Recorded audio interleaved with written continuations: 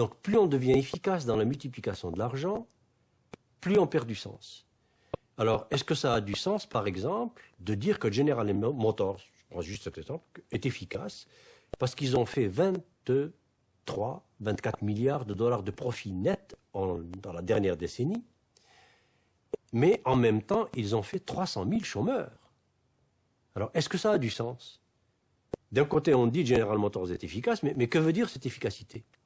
On dit, par exemple, l'économie américaine est plus efficace. Bon, et le plus efficace en indicateur financier, en indicateur de rendement sur capital investi, etc.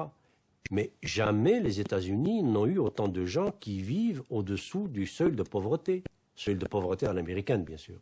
Jamais l'Amérique n'a eu autant de gens qui n'ont pas accès à des soins. 40% de la population américaine n'a accès pratiquement à aucun soin de santé. Jamais les États-Unis n'ont eu un niveau d'éducation aussi bas. 50% des Américains ne savent pas situer l'Angleterre sur une carte de géographie. Aujourd'hui, enfin c'est quand même aberrant. Quand on a la télévision, quand on a tout ça, 50 chaînes minimum par maison. Donc voilà un peu en gros ce que j'appelle cette panne de sens. Nous devenons de plus en plus efficaces matériellement, économiquement, financièrement, mais écologiquement, socialement, politiquement, humainement, nous perdons de plus en plus de valeur et de qualité de vie. Voilà cette panne de sens. On ne sait pas en parler parce qu'il faut sortir complètement du discours économique dominant pour pouvoir commencer à mettre du sens. Autrement dit, il faut reformuler le problème depuis zéro. Or, le reformuler depuis zéro, il faut partir depuis Aristote.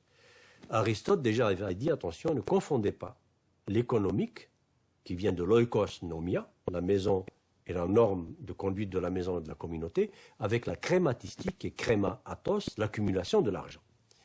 Alors ça nous amène à la question de l'éducation. En éducation aujourd'hui, jusqu'à quel point enseigne-t-on Aristote? Qui connaît Aristote? Qui lit Aristote? Alors si je dis Aristote, je peux en dire autant de Victor Hugo, de Jean-Paul Sartre, d'Archimède, etc., etc. Bon, passons. Alors, aujourd'hui, on dit paradoxalement que nous sommes dans l'économie du savoir et de la connaissance, mais on n'a jamais aussi peu éduqué, aussi peu enseigné. Mais en même temps, on n'a jamais mis aussi d'emphase sur les institutions dites de formation et d'éducation. Mais je m'explique où est le paradoxe, où est le non-sens. Le paradoxe et le non-sens sont dans le fait que, à peu près partout dans le monde, et particulièrement en Amérique du Nord, on est en train de transformer l'institution d'éducation en institution de reproduction de serviteurs du système. Autrement dit, d'espèces de bipèdes pensants qui n'ont pas d'autres soucis, qui ne doivent plus avoir d'autres soucis que de maintenir ce marché libre et autorégulé et de maintenir cette mécanique à production et multiplication de l'argent.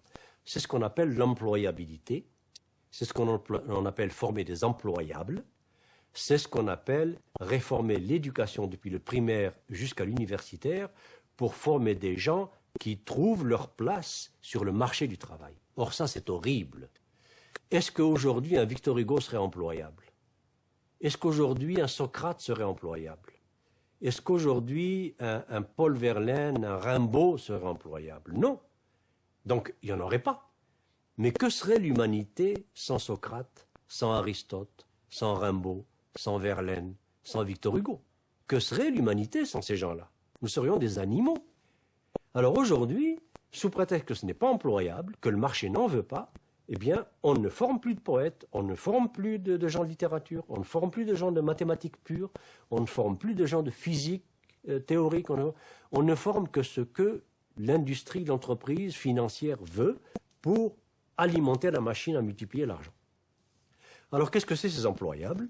Ce sont ceux que je vois moi-même dans les universités dans lesquelles j'enseigne, à travers le monde, c'est-à-dire qu'au niveau le plus élevé, deuxième, troisième cycle, maîtrise, doctorat, c'est ce que j'appelle les technocrates, c'est-à-dire des gens des technocrates analysants, qui sont formés à analyser des problèmes, problem solving, et on leur fait croire qu'ils sont intelligents parce qu'ils font du problem solving. Alors que l'intelligence, ce n'est pas le problem solving. L'intelligence, c'est la formulation des problèmes. Celui qui est intelligent, c'est celui qui formule le problème, qui le met en énoncé, qui le met en termes de liens et de combinaisons, qui appelle une question. C'est celui-là qui est intelligent. Celui qui se penche sur un problème déjà formulé pour trouver l'équation ou la formule qui donne la solution, ce n'est pas lui qui est intelligent. Or, c'est ça qu'on nous fait croire. Donc, des technocrates analysants, c'est des gens qui maîtrisent des techniques d'analyse et de calcul et qui confondent penser, réfléchir avec analyser et calculer. Et ils prennent des décisions sans état d'âme, du genre licencier 60 000 personnes en un jour, doubler son salaire de millions de salaires et dire « je souffre en plus ». Je prends des décisions difficiles. Mais ça, c'est des non-humains. Quelqu'un qui prend des décisions sans état d'âme et qui le dit, c'était quelqu'un qui est en train de dire « je ne suis pas un être humain ». Alors de quel droit le laissons-nous prendre des décisions qui touchent à des êtres humains? Puisque lui dit « je n'ai pas d'état d'âme, donc je n'ai pas d'âme, donc je ne suis pas un être humain ». Alors, voilà les technocrates que nous formons au haut niveau. Au niveau intermédiaire, c'est ce que j'appelle les techniciens producteurs. Ces techniciens producteurs, c'est des serviteurs de machines, des servants de machines, depuis l'ordinateur jusqu'à la machine numérique qui débite des pièces de plastique ou d'acier ou d'aluminium. Eh bien, ces gens-là sont là pour faire en sorte que cette mécanique automatisée de production ne tombe jamais en panne.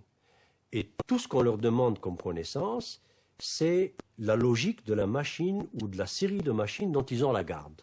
C'est tout. Et encore plus, on leur demande simplement d'être capable de comprendre ce que la machine demande. Alors ce n'est même plus eux qui dominent la machine ou qui ont une espèce de supériorité humaine, de supplément d'âme ou de connaissance ou de sens par rapport à la machine. C'est l'inverse, c'est la machine qui dit si tu es assez intelligent, voilà où la puce qui cloche, voilà l'endroit où il faut changer la carte, voilà, etc. Et puis s'il n'est pas assez rapide pour faire ça, il n'est pas bon. Alors, et au niveau inférieur, qu'est-ce qu'on forme? Ben, on ne forme plus. 45% de la main-d'œuvre des multinationales américaines en particulier sont analphabètes totaux. Et les multinationales ne veulent pas changer ça. Elles ne veulent pas qu'on leur forme le moindrement ces gens analphabètes. Parce que s'ils ne sont plus analphabètes, ils vont se mettre à poser des questions. S'ils se mettent à lire des journaux, des analyses fines, ils vont se mettre à poser des questions. Ils vont se mettre à se syndiquer. Ils vont se mettre à réfléchir. Donc, surtout pas.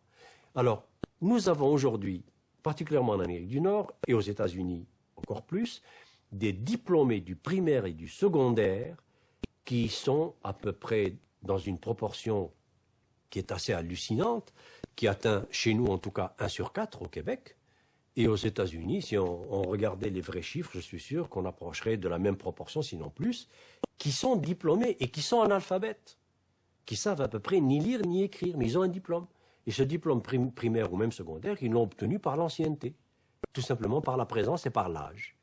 Et ça arrange le système. Parce que quand vous avez des opérateurs à la base qui sont des bipèdes quasi décérébrés, c'est-à-dire à qui on n'a même pas appris à penser, parce que pour apprendre à penser, il faut apprendre à lire. Et il faut lire. Si je veux apprendre à penser, il faut que je lise Victor Hugo. Il faut que je lise des poèmes, il faut que je lise des philosophes, il faut que je lise... C'est ça qui m'apprend à penser, des écrivains. Je ne peux pas penser sans me mettre des mots et des façons de manipuler ces mots dans ma tête. Alors si je n'ai pas ça, je ne peux pas penser. Donc, je peux devenir un excellent reproducteur du système qui ne pense pas et qui défend le système. Alors vous avez maintenant des ouvriers qui disent, et ça m'est arrivé, quand je vais dans des situations graves où il y a des fermetures, des mises à pied, etc., et puis je pose la question à des ouvriers, mais qu'est-ce que vous en pensez?